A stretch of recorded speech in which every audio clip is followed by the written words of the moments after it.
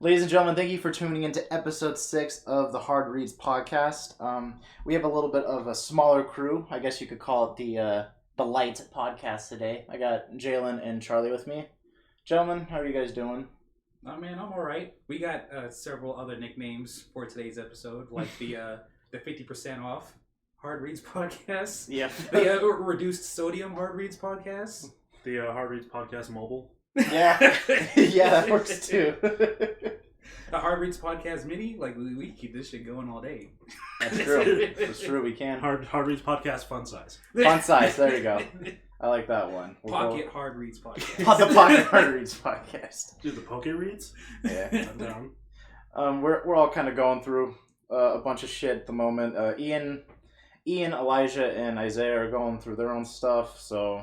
I think Ian, out of everybody, is like absolutely fine because he's just playing Dungeons and Dragons today. That's right. Yeah, Ian is playing D&D today, so other than that... His character is going through an ordeal. Yeah.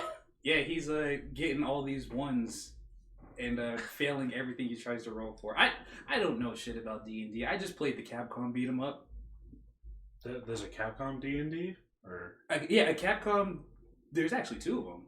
Oh. So is it like Star Wars Imperial Assault? Because like I don't know what that is. Well, Star Wars. So Star Wars is basically like also like D&D, but it's like a scripted event where you also have very set characters and stuff. And I thought you were about to explain Star Wars to me because like you didn't say the subtitle for the game. So you said so Star Wars, and I was like, I know what Star Wars is. No, yeah, I meant Imperial Assault specifically. I would hope you know what Star Wars is. I've seen all 9 movies, so I also hope I would know what they are. And I watched a little bit of Clone Wars, but you know, whatever. We're not talking about Star Wars. Fact of the matter is, Capcom made 2 beat 'em ups back in the day based on Dungeons and Dragons, and they are fucking great games. Okay, hold up. Okay, that's where you lost me. I thought you meant like Capcom had its own version of a board game that you play No, at the table. It's a Final Fight style beat 'em up. You get to pick one of 6 classes, and you. Is it like Dragon's Crown? Dragon's Crown took a lot from that game. To be fair, most of the people who worked on that game also worked on Dragon's Crown. So Okay, that explains a lot. Okay, now I know what you mean. yeah. Also, the Capcom one has better character designs, but you didn't hear that shit from me. You don't gotta preach to me about Capcom character designs. Oh, dude. But anyway, clearly I'm doing good. My homies are hopefully doing good. I hope I can give them my energy. I'm not saying I'm gonna solo carry today's episode, but like I will if I have to. Nah. Well, no, I'm not. I'm trying to spirit bomb some good vibes here. So Yeah. I am too. I'm as good as I can be drinking on a dark berry Dr Pepper. Yep. So Me drinking on a Blue Moon, which is a pretty good beer. I like it. And shout outs to Bang Energy. I bought it specifically because, you know, this is a fighting game podcast, and there is a beloved fighting game character with the same name. This energy drink is literally a Furin Kazan in a can. Furin Kazan in a can. I drink this shit, right? And I feel quicker than the wind, and I still as forest, hotter than flames, and as magnificent as a mountain. Motherfucker recited the whole thing. Oh my god. I don't even main Bang, but like, he was a pocket for like 2 months in like CS. Yeah, he was low risk, high reward, dumb, stupid character bullshit. Fucking the only fun I had with him was fucking jumping in the air and doing like triple fucking darts. Dude, fucking that Shoulda get special. That shit is so dumb. But yeah, no, give me 3 of those in a row and then pull my double trigger and we're good.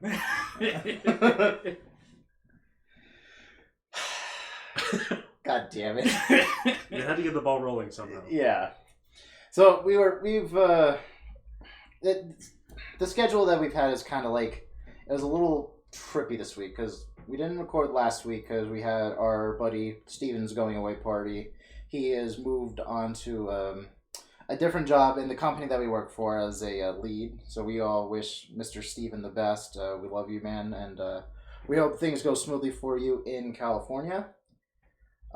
So that was the main reason why we didn't record last week. And with the NFL playoffs going on and all that being on Saturday and Sunday, it was just kind of like a weird way to schedule around it because I watched all the games and I kind of planned on the Patriots being in the divisional round, but that didn't fucking happen. Thank God. Brandon, I think you're the only one who is all about that football stuff. Yeah, I am. Well, I mean, okay, so I can watch football and I can find entertainment value in it. But the last time I enjoyed watching football was when the fucking Broncos were taking on the Panthers in the Super Bowl. So Super Bowl 50? Okay. That was before the Patriots were in the Super Bowl too many times. Yeah, 3 times in a row, as a matter of fact. Like, yeah, we get it, Tom Brady, you're good. Get your ring, take your rings and go home. I don't want to see you anymore. I've noticed there's a trend with you, Charlie, where, like, after a while, you get tired of a particular meta. Because you had the same complaints for why you didn't like watching competitive Melee. Because after a while, you got sick of seeing the Spaceys all the damn time. Which I feel it. No, I didn't get sick of seeing the Spaceys. I got sick of seeing Fox specifically. I mean, it's not even just the Spaceys in general. It's the fact that the top 8 for Melee felt like it never fucking changed. And this is only in retrospect to Evo. I don't watch most of the other events leading up to Evo. I've been going to Evo since like 2011. Mm-hmm. Give or take 1 year where I didn't actually go, which kind of sucked, but still. Yeah. That's besides the point. Yes, Melee is very much akin to the Patriots making it to the Super Bowl. We know it's probably going to happen. I know I'm not going to have a good time watching it. So.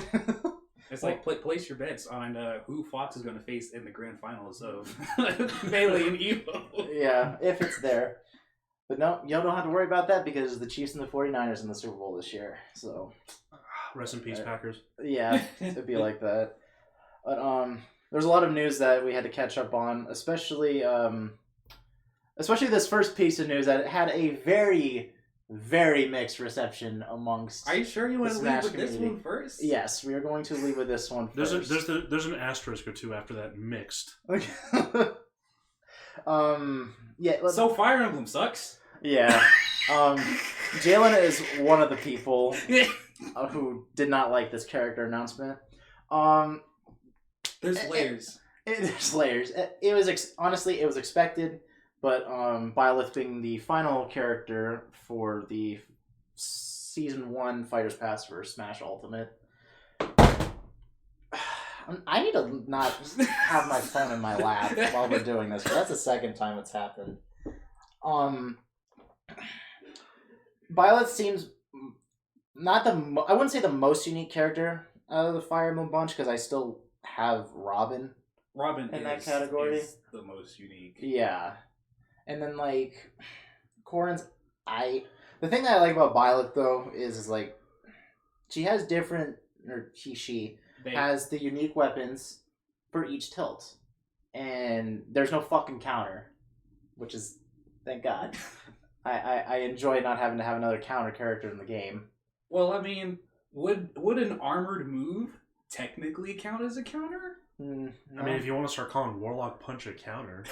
or Little Max Forward Smash a counter. I mean, yeah. Little Max Forward Smash is a counter. He also has a counter, too. Yeah, exactly. His whole kit is like half counters. Yeah. No, there was a very mixed reception when Byleth was announced. I think when the official Smash page on Facebook, when they posted the character renderings, there were more angry reacts than like or heart reacts. Bro, forget that. Have you seen like the people trying to like amass arms in droves to go and dislike the reveal video trailer on YouTube? No. Cause that was the thing. How many fucking last time I saw it was like at 69K. How many of those are Devil May Cry fans? Probably all 69K of them. Is it the official Nintendo? Yeah, it's the official Nintendo one. It is now sitting at 82K. Nintendo just copyrighted this entire podcast. Yeah, I just heard that click. No, there's actually no desktop audio on there, so maybe the mic might have picked it up, maybe. But this is still not as bad as this one I am about to show you. Because this one is fucking the most disliked game trailer of mankind, and I contributed to that.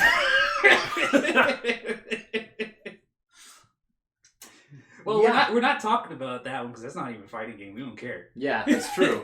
But it's not. See, I mean, the 82K. That's pretty good, but it still has, higher likes than it does dislikes. This, on the other hand, it's a little bit of a. This also dropped I feel like almost 4 years ago. I feel like the higher likes though is the Fire Emblem fans coming out to counterbalance the discourse. Like they don't play Smash, but like they like Three Houses, so they come out to support their boy/girl.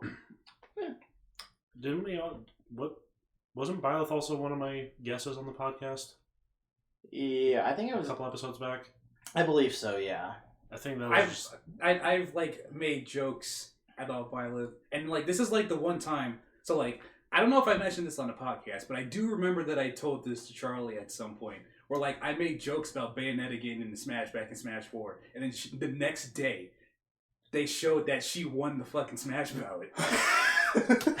and like I kind of took this as like have you ever seen that GIF, whatever yeah Jiffy peanut butter? have you seen the GIF of Hannibal Buress looking at his hands? Just like this? Yeah, you're just looking at his hands, like just multiple cuts of like going like across his face and his hands and shit. Like that was me when like literally the next day after I made those jokes, she's in fucking Smash. I'm like, yo, what am I? I'm the ultimate life form, apparently. Yeah. Shadow better watch his back. But so like, I'll play Shadow. I'm mad. I would too. I'm mad that this happened again.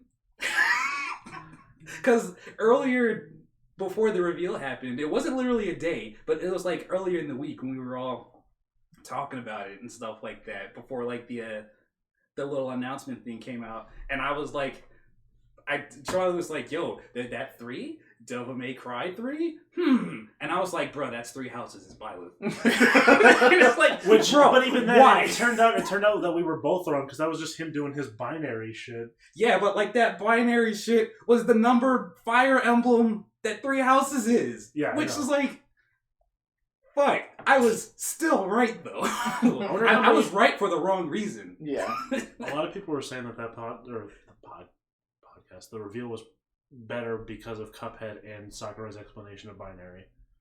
Yeah. The better segments. I mean, yeah, like, he had the audacity to fucking explain Fire Emblem when, one, we've been getting those games since 2002. I think everybody who wants to know about Fire Emblem already knows about it. Yeah. Well, no, I think because they were stressing, too, that, like, a lot of Fire Emblem's games have only come out in Japan, so it's not as really popular in the States. No, it's, like, literally, like, the first 6. And then we got 7 onwards. I mean, I don't know how many other games there are now, but... Well, there's, like, 17. Either way, it seems like they're struggling to push Fire Emblem marketing. No. I don't know. No, they're not. I definitely wouldn't say that since Three Houses won Game of the Year for strategy game of the VGAs. Yeah, like, no, like, Fire Emblem has kind of been cooking for a little bit. There was a point in time where, like, it was almost put in the dirt. I think Awakening brought it back. Yeah, Awakening saved it. Yeah. Like Nintendo was like, yo, Intelligent Systems, y'all got one more. and they were like, well, shit, why don't we just put, like, the ability to date your waifus in this strategy game and also make it for babies? And then, like, Awakening sold like fucking hotcakes. Surprisingly, nobody likes Fates, which is the one that Corrin is from. I heard that is like the most least liked out of the current Fire Emblems. But a lot of people kind of like stressed why they didn't like the Byleth reveal for multiple reasons. Because a whole bunch of people are just saying, oh man, look at all these people complaining about sword characters. But like, here they all want Dante and shit like that. And it's like, bro, I don't think sword characters are a problem. Like, sword characters is the meme, right? Yeah. Like, I don't think people genuinely dislike having sword characters in Smash. Well, there's probably somebody out there who does. And, like, you know, that's fine. They can have that opinion. That's absolutely cool. But, like... Not to mention... I was going to quickly intervene. Not to mention, Dante at this point is much more than just a sword character. Yeah, like he has, like, 50 million weapons. Yeah. Like, Rebellion is probably going to be the core of his kit, sure. But, like, he's going to have other weapons in that kit. which kind of relates as to why I'm gonna play Byleth. But go on. Yeah. See, look, Charlie, I'm a little sad that I have to be stronger than you because like that's not enough for me to play Byleth. Like if I wanted to play Dante, it needs to actually be Dante.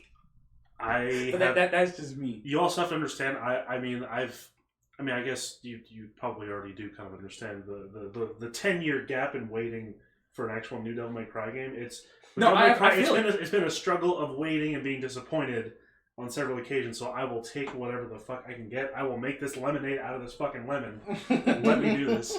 I absolutely feel it. Go away. Yes, I got your text. No, I didn't reply. Reply to her. Jesus. But no, like as somebody who is also a fan of franchises that a particular company doesn't want to bring back ever again, I feel your pain, Charlie. But like, I want the satisfaction of having my favorite characters be available. I won't settle for anything less. That's just me, though. I understand where you're coming from, and I appreciate it. But it's like, no, I want the actual person.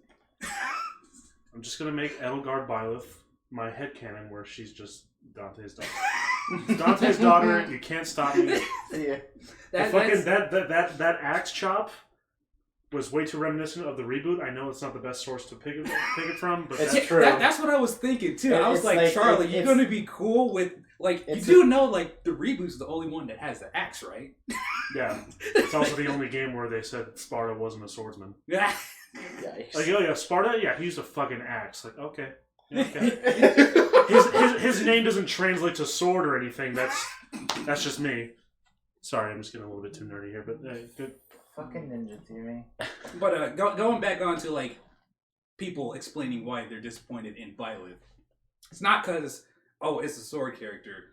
It's for a multitude of reasons. Some people, like me, just don't like Fire Emblem. Like, as a franchise, Yeah. I don't fucking care about Fire Emblem. You show me a new Fire Emblem character for Smash, I'm not going to be excited because I don't care. Yeah. You know? So, some people are in that camp. Other people are in the camp where, like, they're feeling like...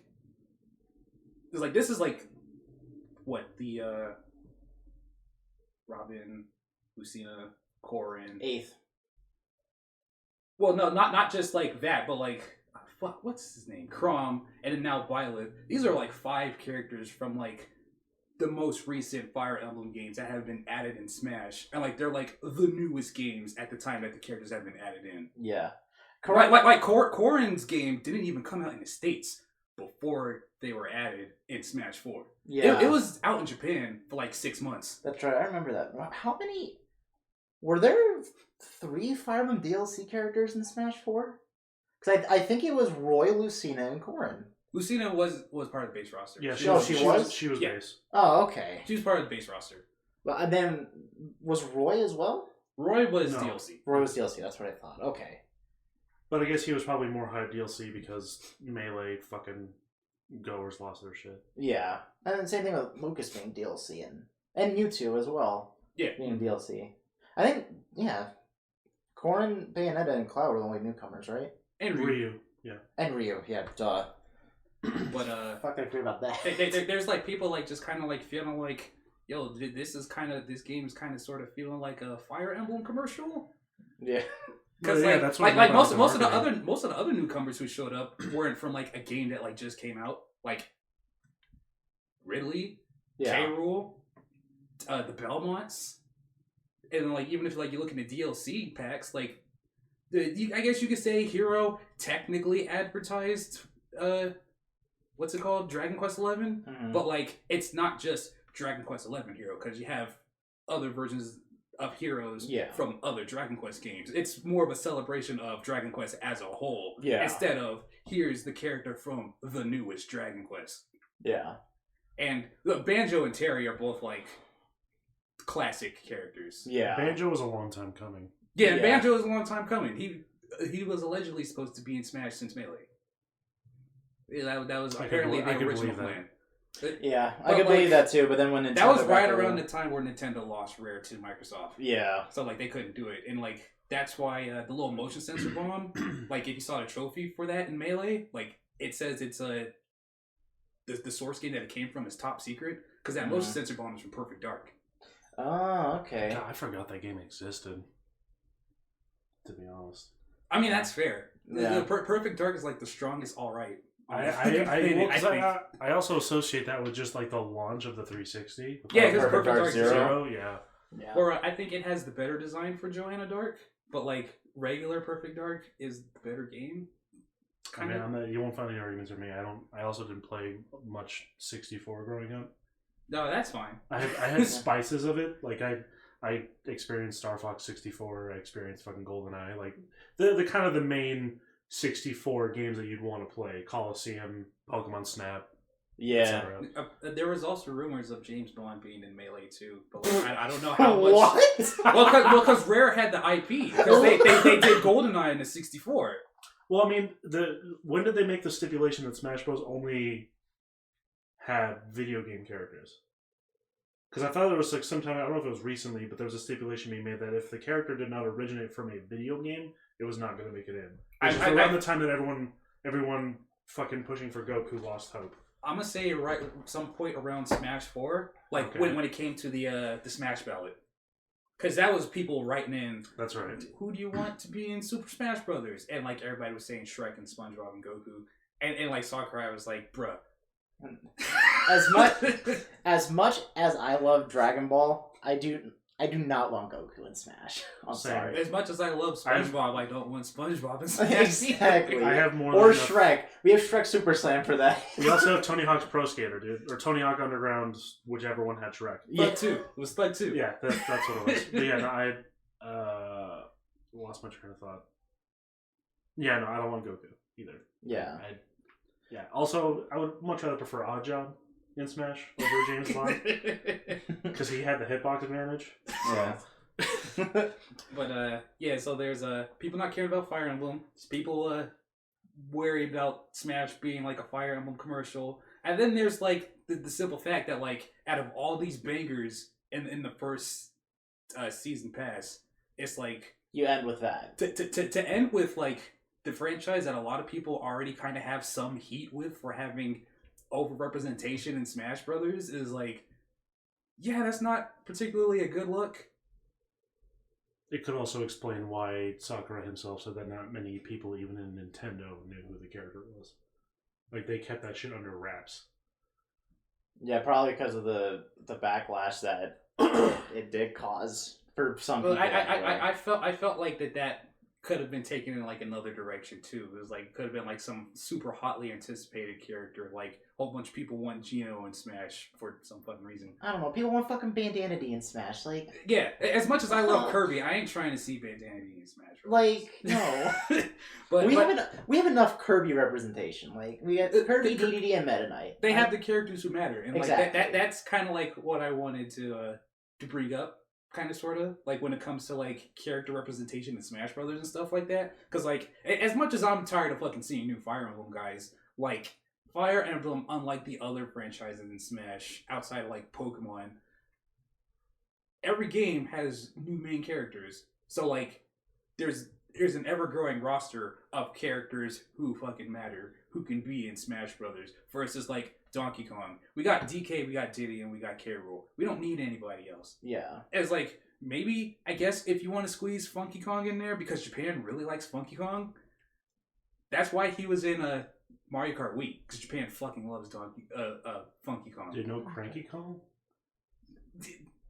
I mean, I feel like Funky Kong would probably edge him out, if I'm being perfectly honest. So he kind of do like a wind-up punch, but with a surfboard instead? Yeah. It's like,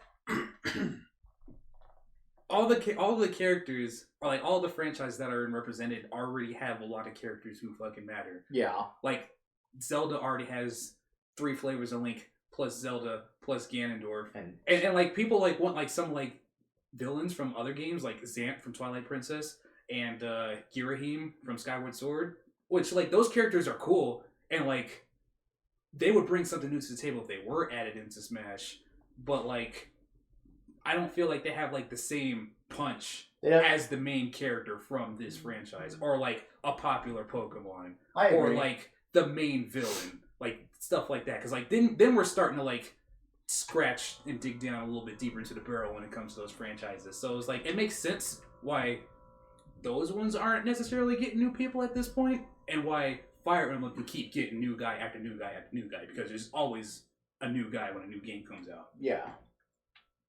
And like, bro, that shit sucks. But like, that's kind of like the reality of the situation. Yeah, I feel it. You know, I was a little like, and then about it. Like when Byleth first got announced, I'm like, oh, okay, all right. Then I watched the rest of the Nintendo Direct, and they have a unique moveset to a like. Bro, their kit pisses me off so much. That fucking up special, dude. Yeah. That shit needs to send them in free fall if it misses. It has to. They can't just keep doing that shit for free. Yeah. That shit pisses me off so much. Yeah, and it's gonna be really hard to edgeguard a Byleth. It's gonna be real hard. Like, apparently how it works is if you're above a certain percentage, then it's not gonna meteor you. Because Okay. I rewatched the video again. Because I was like, nah, man, like I was mad. I still am mad, but like I have more of a clearer head, so I'm trying to pay attention to this character's kit. So Yeah. like I can see how much I'm going to like, how me and Charlie's friendship is going to be on the fucking edge when he makes this character. And I saw that like they mentioned in the trailer that like if it's at a certain percentage, like you just get launched like horizontally. Yeah. But like after a certain percent, I think it's like around the 65-70% mark. So pretty much the time where a wolf down throw side B becomes a kill confirm, that's when Byleth's up B becomes a spike. And I'm just like, fuck. So like if I'm above 70%, I am no longer allowed to edgeguard Byleth. At least not off stage. Yeah. My 2 frames need to be on point. Yeah. But like it's a tether recovery. So they can just kind of hang out down there and like not even like commit to going up, and like they can just throw off my 2 frame and just get back up for free. Yeah. So it's like, what did they compare Byleth's speed to? they said Byleth is slightly faster than Robin. So maybe like Slightly an Ike kind faster. of speed? Well, is Ike slightly faster than Robin? I don't know. Maybe I don't know. I feel like Robin's faster than Ike. Maybe like a Corrin speed then? I mean, I'd be okay. with Corrin's a Corrin's little too speed. fast. Corrin's too fast? You think Corrin's too fast? Compared to Robin, yes. Well, it's like where they were trying to like put like Byleth's speed when they were talking about how fast they were as a character. They said slightly faster than Robin, and like that was it. And like Corrin is not slightly faster than Robin. Corrin is just faster than Robin. Like not like a difference between like fucking Sonic and Ganondorf type difference, but like Yeah. I'd say Ganon comes pretty close to Sonic. Yeah. if he's warping around, then yeah, sure. Yeah. But like not like in a foot race, hell no. But like I guess we'll find out when Byleth comes out in T-minus 3 days. Yep, January 28th. I'm okay with Byleth. I don't know if I ever gave most of my thoughts on Byleth. I feel like Jalen's been kind of...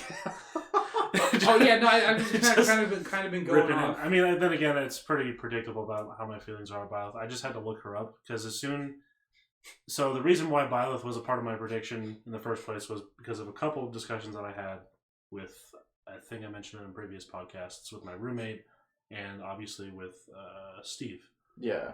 Because, it's the friend of a friend who knows somebody in Nintendo was basically saying that this next character was going to be from a franchise or like a series or like a game that was less than a year old. Mm. And obviously Three Houses was blowing up. And Well, I thought that less than a year thing was talking about Terry, because you brought up that less of a year thing before Terry came out, and like everybody was kind of speculating on who character number 4 was going to be. No, this was about the 5th character for sure. I don't think because... anybody expected Terry.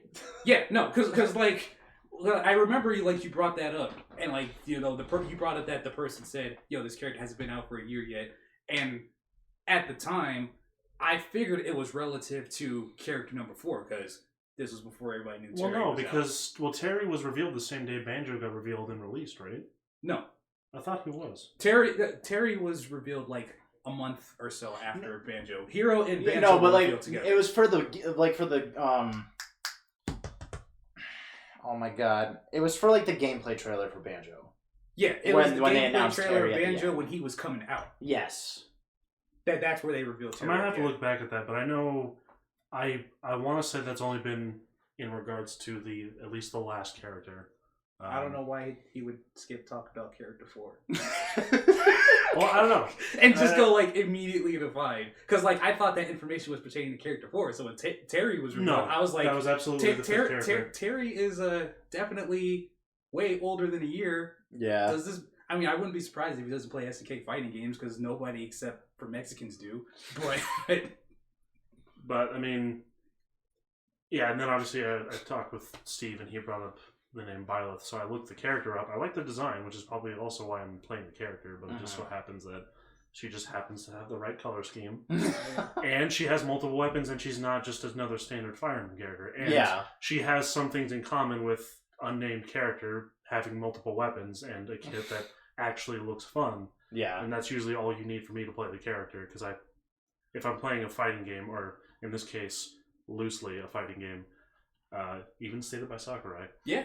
He said, I don't know if Smash could even be considered a fighting game. I was like, damn, my sides. I mean, all it takes is a really interesting character design to get me in, and that's kind of how it is. So, yeah.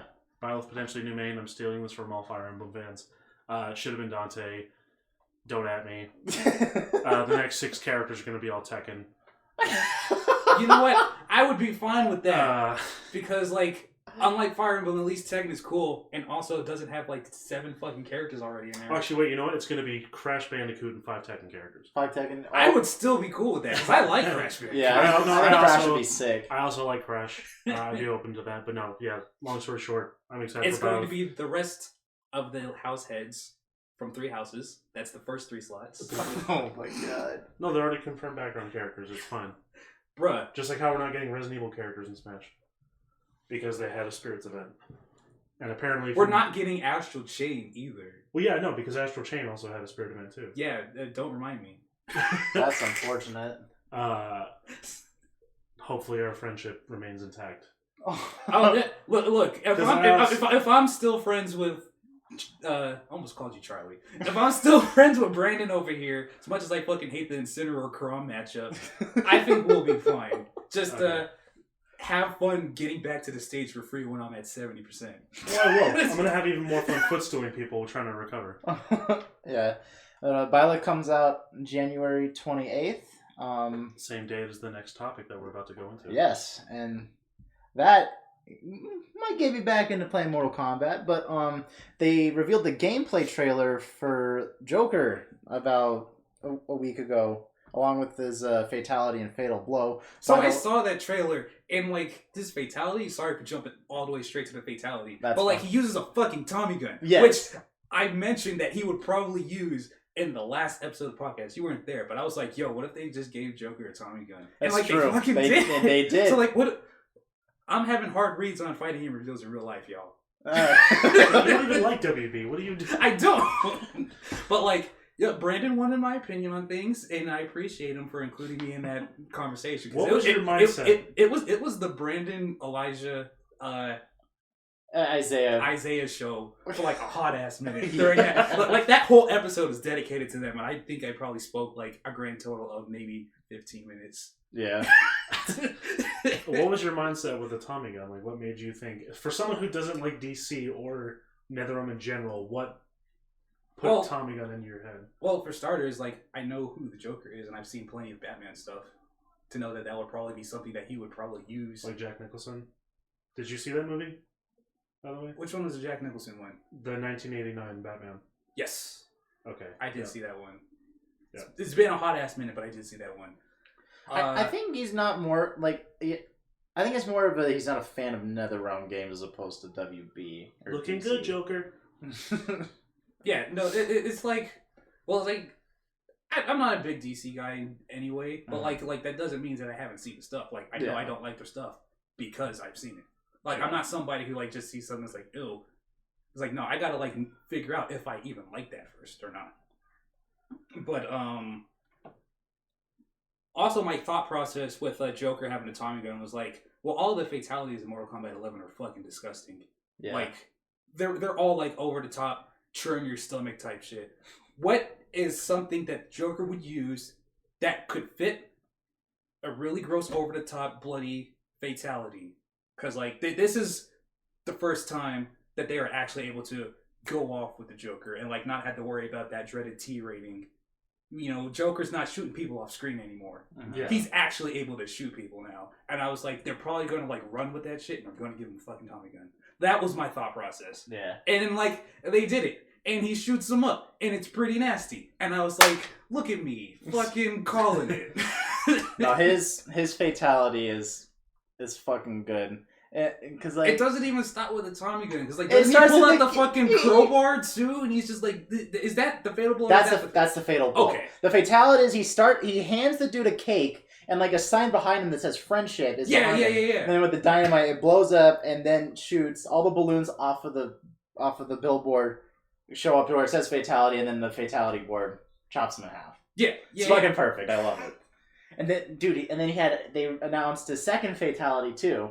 The second one. A Jack in the Box one. So he has the extendo boxing glove. It guts their stomach, and then he starts to wind up a Jack in the Box, puts it in, and then the Jack in the Box goes up and then pops the dude's head off. Oh, ew, that's... Oh, it's so good. It's so good. They did good. Yeah, here I'll actually. In the fatal blow, he doesn't necessarily use a crowbar. He uses his cane. Yeah, that's what it is. Like he used the crowbar on Jason Todd. Yeah. I actually am probably more in love with his fatal blow than I am his fatalities. Not that I hate his fatalities or dislike them. I just feel like there was a lot more love and care and like character representation put into the fatal blow. Mm-hmm. Let me see. And of course, me watching this trailer the whole time was like, damn, this dude moves weird. But like, everybody in Mortal Kombat moves weird. Yeah. Also, it's the Joker. He's gonna move weird regardless. Well, it's not like move weird in a Joker sense. Like move weird as in like stiff Mortal Kombat move weird type stuff. But like that's just a personal thing with me and how those games look and how they animate and stuff like that. Yeah. Oh, this is the second one. Okay. It's so good.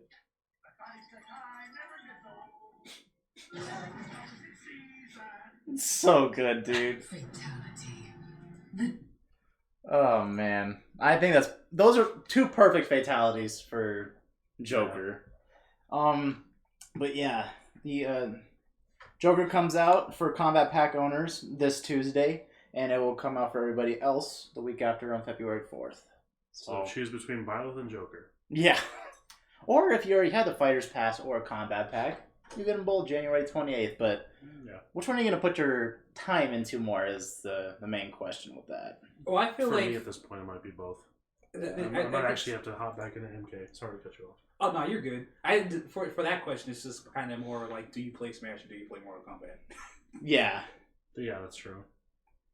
But both fans have something to look forward to on the 28th. Yeah. Then with Evo Japan happening this weekend, actually happening right now as we speak.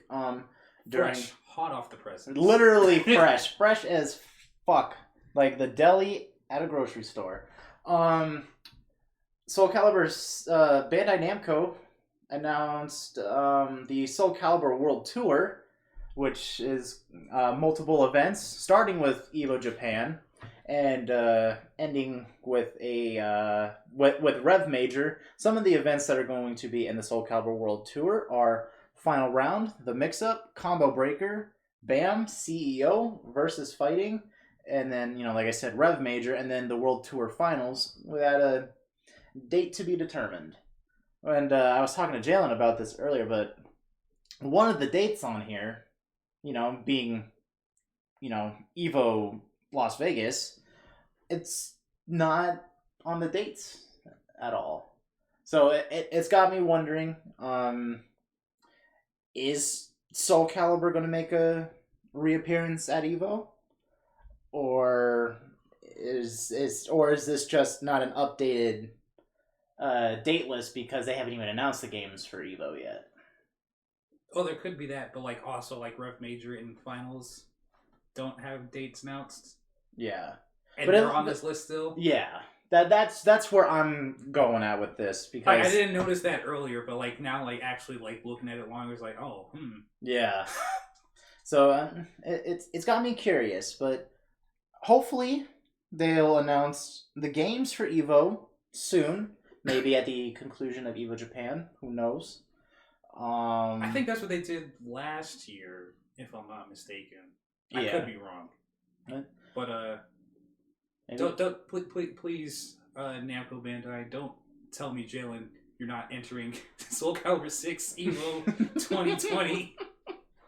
Because I don't know, I was grinding a little bit with Cassandra, and that character is cool as shit. Don't tell me that, like, I need to stop playing that game. Because it's not going to be at the one tournament I'll actually be able to attend. Yeah, right?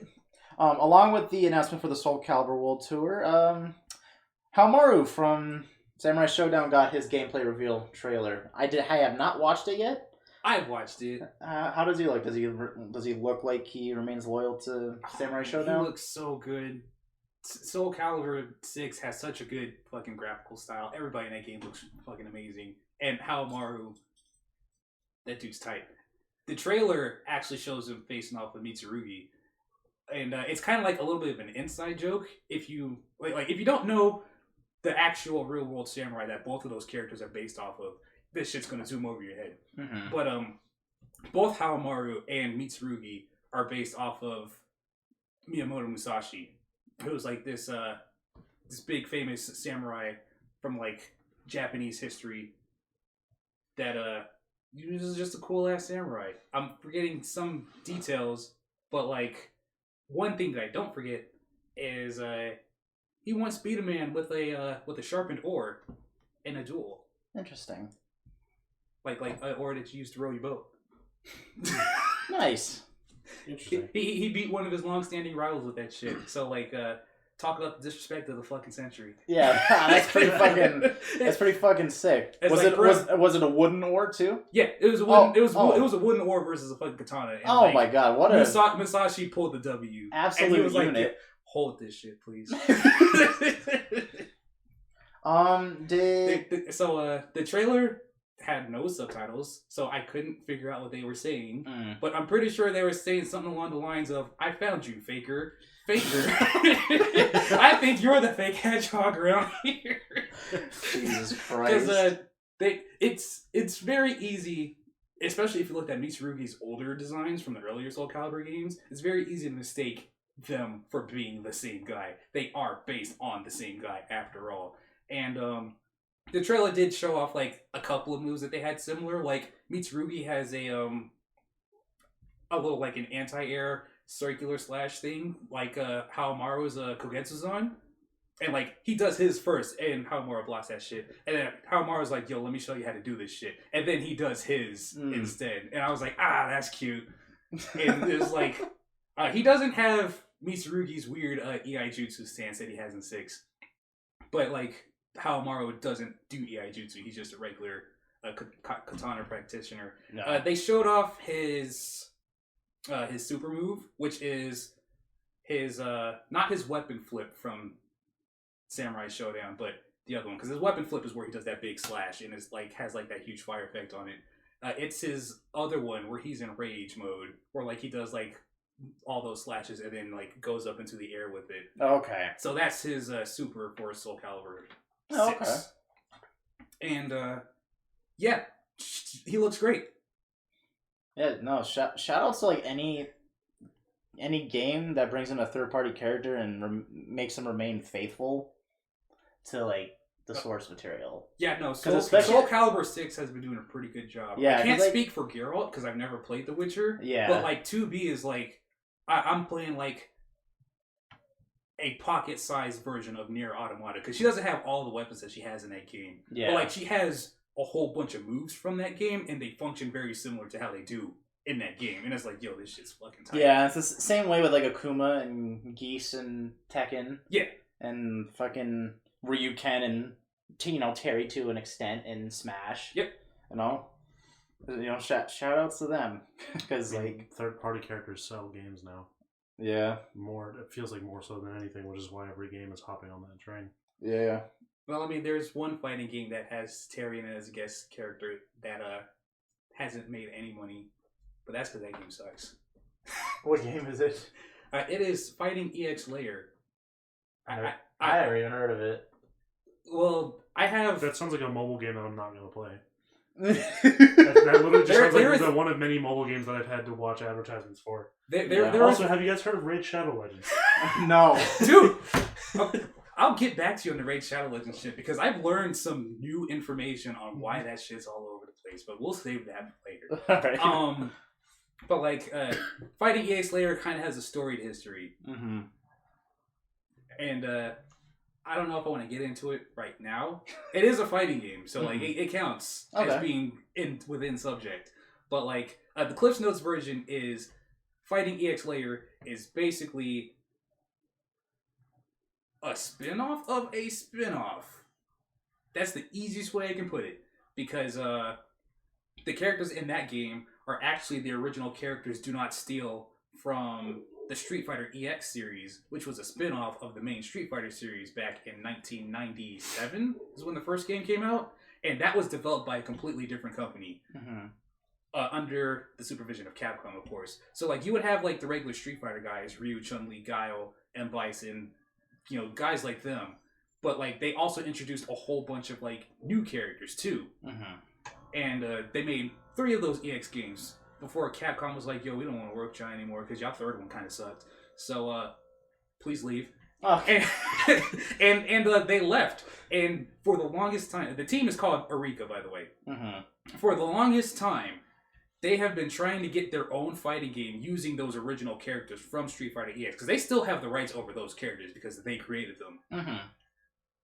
They've been trying to get an original fighting game with all of those characters off the ground for years. Like, it was originally supposed to be a 3DS fighting game at some point.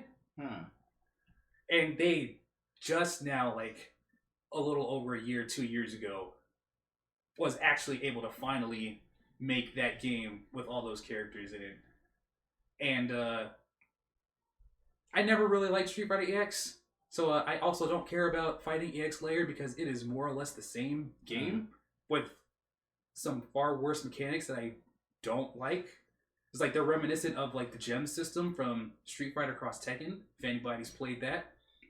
Like you get to pick like a little loadout of little abilities and stuff that you can put onto your character that trigger depending on what happens in the match. Like if you get knocked down like 3 times, on your 4th knockdown, you'll be able to like escape a combo.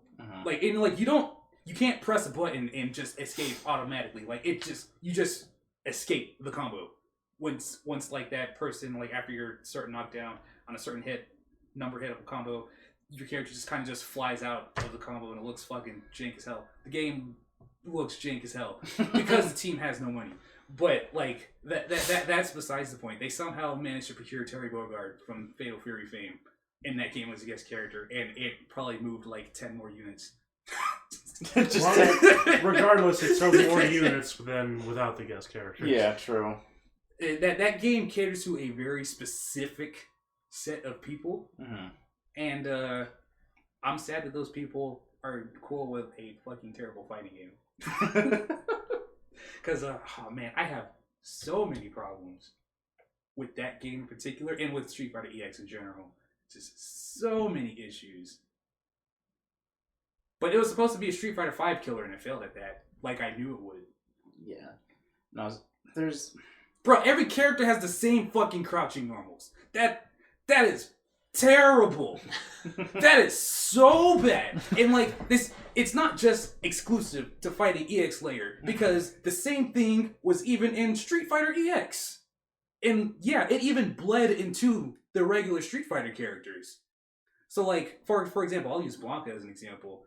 Blanca's crouching heavy punch is a slide where like he slides on the ground like this. In the EX games, his crouching heavy punch is the same as everybody else's, where it's just a fucking uppercut. Everybody has the same crouching and jumping normals, and it makes everybody feel homogenized, because it's like when they crouch, they all do the same thing. Maybe some of the frame data is slightly different between them, but like it is the same kick, the same punch, the same uppercut across like 20 fucking characters. So they're all Echo Fighters. basically, basically, and like those games' original gimmick was, hey, you can combo supers into more supers if you have the bar to do so. The whole gimmick was comboing supers into supers for a hot ass minute, and then the second one introduced this state where you could just it's very reminiscent of the custom combo system from Street Fighter Alpha, where you can just press buttons and do combo, except it's way more freeform than how that game did it, because you were still able to do supers and it didn't take you out of the custom combo state. The Street Fighter EX is fucking weird. So was like a reminiscent of like Stylish and all that from like BlazBlue and Guilty Gear? No. Oh, okay. No, it's like you hit some buttons and your character basically is in an install where they can combo all of their moves into themselves. Oh, So interesting. sparking. No, because sparking doesn't work like that. Maybe an Ultra Combo and like in KI? No, because KI's Ultra Combos is more restrictive. Oh, okay. It's like when I'm saying you can combo anything into anything, it doesn't fucking matter. There was no fucking restrictions on how the Street Fighter EX series pulled it off. That's just the way you described it immediately made me think of sparking, because I know in sparking and fighters you can literally like there's like no recovery frames on most moves. Yeah, and then like Vanish is different. You could like not commit to the you could cancel vanishes. I think you get like an extra air dash too, I believe. Yeah, but like it's like the combo structure is still relatively the same as if your character wasn't in sparking. Whereas this powered up state, I think it's called XL in Street Fighter EX2. It's like, bro, just fucking roll your face on the controller. Oh wait, was it like the unlimited characters in BlazBlue? No. Okay, because I remember you could also combo a bunch of other garbage into more garbage with the unlimited versions of characters. Yeah, those characters were designed to be broken on purpose. Yeah, I fucking watched that. I watched Ragnar's unlimited stuff. I'm like, bruh, this man is doing an EX Infernal Divider like off like the top of the screen for like those characters are for like 10 seconds. Those characters are designed to be OP, and in Bullet's case, she is now viable. God. Yikes. Downplaying Bullet. Look, man, I made that character for like the better half of like 2 years, alright? And I'm mad her unlimited form had all of the buffs she fucking needed to be viable. And I was like, yo, can I just play unlimited Bullet so I can actually play the same game as the rest of the cast, please? That's funny. But going back to Soul Calibur and the trailer, was there a release date for Spring Hamaru? 2020. Spring 2020, so March, April, or May. Look for it around that time. Probably around March, I'd say. Yeah, I know I'd scoop it. It probably shouldn't take too much time to develop him. Because, like, he doesn't have, like, any weird gimmicks like some of the other DLC characters do. He's pretty straightforward, especially since he's, like, the main character from his game. In the trailer, they did like an in-game render for him, right? Yeah. So he's already developed and shit. They're probably just doing, like, touch-ups and shit. Yeah, I'm pretty sure he's probably going to drop around March at the earliest. I don't think we're going to be waiting for him until May. That'd be fucking ridiculous. He's not that complex of a character. They're going to give him more moves so that he makes sense in Soul Calibur, kind of like how they did with Akuma and Geese in Tekken. Mm-hmm. But, like, Samurai Showdown as a game in general is simple. It doesn't have a whole bunch of crazy mechanics. So, like, I think they didn't show if he's going to have the rage mechanic from Samurai Showdown, but I wouldn't be surprised if he has it. And even then, like, that's not anything particularly crazy. It's just a bar that builds up when he takes damage, and then you press buttons and you can hit the rage state. And he does more damage. Yeah. But, like, Soul Charge also exists. And like, Soul Charge kind of works. Do you think maybe, like, if the Soul Charge would be, like, his rage move, or... Well, it would make a whole bunch of sense, like, if he goes into Soul Charge, that, like, all of his attacks do more damage as if he was in rage mode. So... But it's not going to function like rage, because Soul Charge doesn't function like rage. Like, you spend meter to go into Soul Charge. Okay. As opposed to just take damage until your Soul Charge fills up, and then you can go into it. Like, it doesn't work like how rage does in Samurai Showdown. Okay. Yeah, I'm not too familiar with Sam Show, besides, like, watching Vance play it at EVO, and then, like, any time, like, they play it at work. Yeah, So- no. What you see in the current Samurai Shodown game is like that's kind of been Samurai Shodown at its core for a very long time. Should've Like been. it doesn't do much to shake up things. There's only one thing that Samurai Shodown did that shook up things, and that was like having like 2 different modes of characters with like slash mode and burst mode.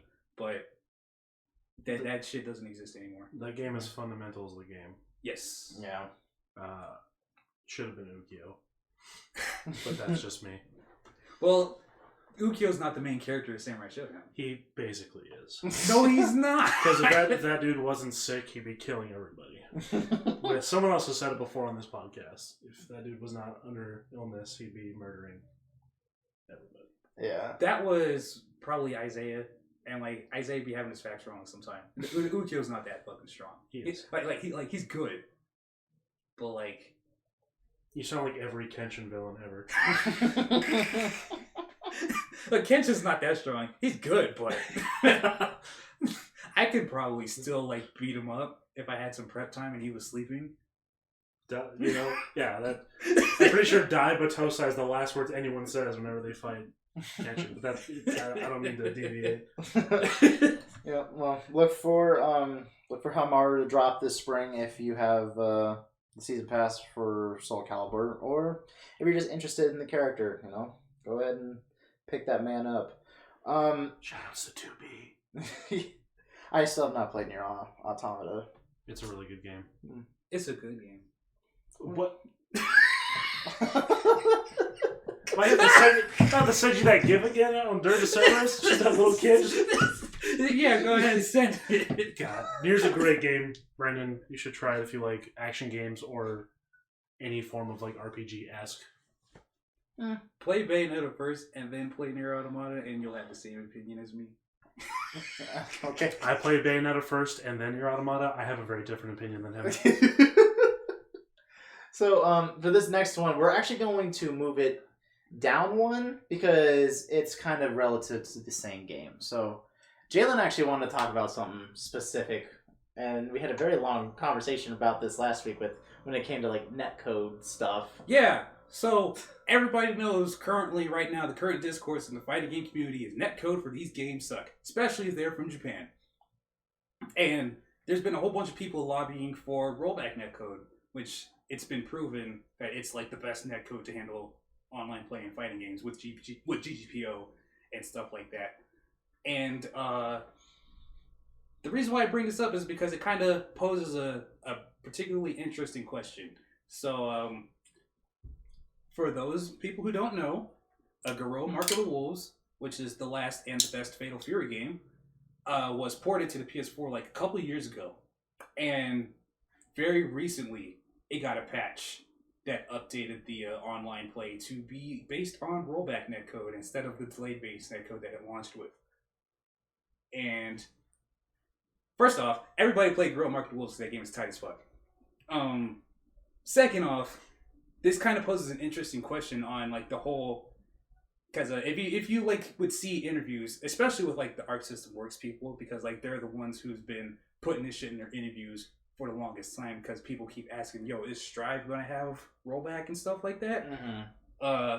And their thing is, yo, the game has to be made with this particular rollback in mind. Now, granted, Garou is just a port of an older game to newer consoles, but like Code Mystics, which was the team responsible for porting the game to the current consoles, managed to add rollback netcode later on in the game's lifetime.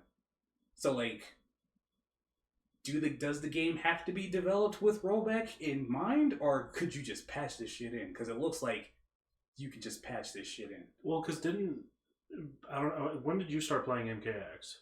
I was actually about to bring up the MK thing too, because I heard Mortal Kombat did the same thing. Yeah, they actually updated almost a couple months. I can't remember when. It was maybe a couple months, maybe almost a year into the game's lifespan. It was around the time Mortal Kombat XL was dropping when they made the change. I'm pretty sure it was to rollback netcode, and they had to like redo the game from the ground up or some shit like that. I got MKX day one. Okay, well yeah, so you were there at least when they actually made the entire change to the netcode. Yeah. But they confirmed just remade the game from scratch. They had to rebuild like the online functionality to Oh, the incorporate- online functionality. I'm pretty sure. I'd have to look back at it, but I'm pretty sure they said something along the lines of like they had to like rebuild how they wanted to structure the online modes to incorporate the rollback netcode because they were basically overhauling everything. Because NetherRealm was in the we're listening to the fan base mode, which they have been for a while. So yeah, and that was a really good. It was a welcome change. Yeah, that sounds like it makes a whole lot of sense. Versus like oh, we just need to develop the game with this in mind. When like it seems like the reality is they just need to rebuild how the online features work in order to implement the new netcode style, as opposed to just feel like, well, shit, we made the game and we made it with this particular netcode in mind. We can't go back and change it. And it kind of looks like that's not true. Well, yeah, because so when that happened, Mortal Kombat XL was around the time I think that the rollback netcode overall happened. You could either buy Mortal Kombat XL separately as like its own game and it had its own cover and everything, or you could just download. I'm pretty sure it was just a patch for Mortal Kombat X, which updated it to XL, which included the rollback netcode. So it does seem like something that you could just patch onto a already established disc with content on it. Yeah, no, that's the way it was, because when MKXL came out, my MKX updated to MKXL. Yeah.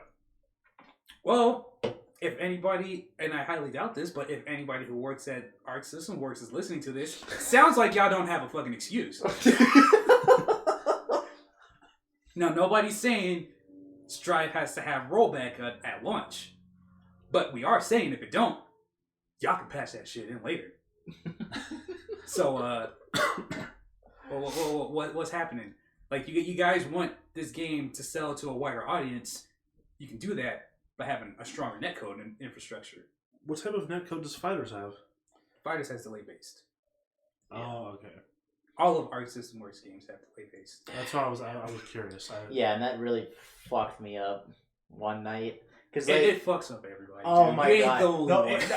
It literally pissed me off the most because I was in the middle. I just had Vegeta left, level 3 sparking, and I was making this meaty comeback. Right, there was a delay, and I couldn't input fucking Final Flash at all in time. So then, when the dude got down, he just fucking vanished. It didn't hit, so he was able to fucking block everything. Vanish punish into me and kill me. I was like, yeah, it sounds like you got robbed. I got fucking robbed, dude. I was so pissed. Like, I was so mad.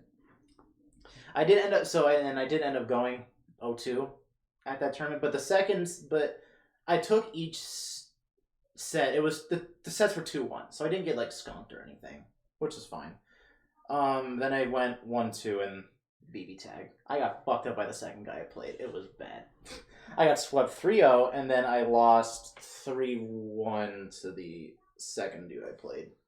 So, yeah. Who are they using? The second dude I played against was using Adachi Akihiko, and the third dude I was playing was using Akatsuki and Yukiko. Oh, okay. Well, I was particularly looking for 2 characters, and you said one of them, that one being Adachi, because I heard word on the street that Adachi is kind of sort of ruling the meta right now. He's pretty good. He's one of the 2 characters. Is that the cop with a gun? Yes. Yeah. Okay. The one who shares the same persona with you. Me? No, he's talking about Me? Narukami. I know. And it's also not the same persona, but like you haven't played Persona 4, so you don't know that. Like they're actually different personas. Are they really? They just They have just the look same like look. Yeah.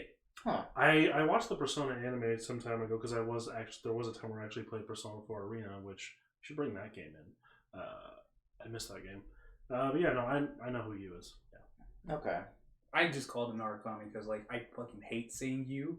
Because like people do that joke all the fucking time. It's too so it's like yeah, it's like you're not funny. So like, thank you, Jalen. I see opportunities regardless of how funny you may think. No, Charlie. That's your pun. The pun thing is your thing. I accept that.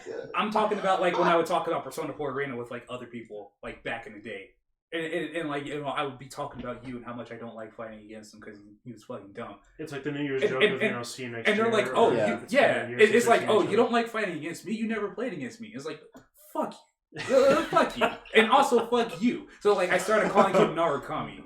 That's fair. No, Yeah. I fell into the same boat eventually. I was like, oh, just Narukami. But then fucking, what's his name came out? Sho. And I just switched to Sho, who also happens to make puns, which just seemed to work. That's your guy. He was the character for me. Yeah.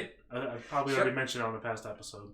And then Show's tight. the dude that I won against, dude, it was funny. Because, like, you know, it was my first time going to the GameWorks month. You're just going to GameWorks in general for any tournament. And they do free fighting game weeklies on Tuesdays over there, by the way. So, probably going to start doing that. Real quick, I was just recently told that there's apparently a boba shop, well, not nearby to you, but nearby to me, that apparently does Sunday Smash tournaments. Huh. It's like an $8 buy-in. Interesting. Throw that in the air. Oh, for sure. So, yeah. Interesting. But yeah, no, it's funny. The first dude, and he's like, who the fuck is G-Tech? Like, I don't know. This guy, you know, I'm gonna fucking get the PR. I'm like, I'm G-Tech. Nice to meet you. And I fucking beat him 3-2. I'm like, yeah.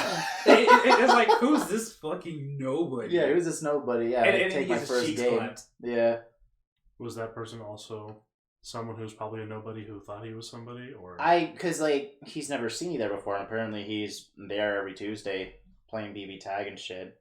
So, he was using Carmine Neo. Neo's probably his first mistake. But I heard Neo's not good. she's not. She's not. It's so... Plus, like, he's playing Carmine, too? Yeah. Like, when I played Cross Tag for, like, the week and a half that I played it, the fucking Carmine has the same fucking weaknesses that makes him bad in Eunice in Cross Tag. Yeah. And it's like, I don't know why people, like, are trying to fucking swear by this dude. Like, yeah, blood resets and pressure is cool and all, but, like, he fucking kills himself when he's trying to do it. Yeah. And, like, his other tools are garbage, and it doesn't help that in Cross Tag, he has even less of that shit. So, it's like, Yeah. bruh, stop playing Carmine. Stop trying to tell me that this character is good, because he's not good in his home game. He's not good here. Sit down, please. Yeah, no, it was bad. It felt like so satisfying to like get that win. Like, I thought it was funny that I got my first like locals set win in fucking BB tag, but I still have not gotten one in Smash yet. I just thought that was funny to me. Well, one of those games is more complicated, and the other one is BB tag.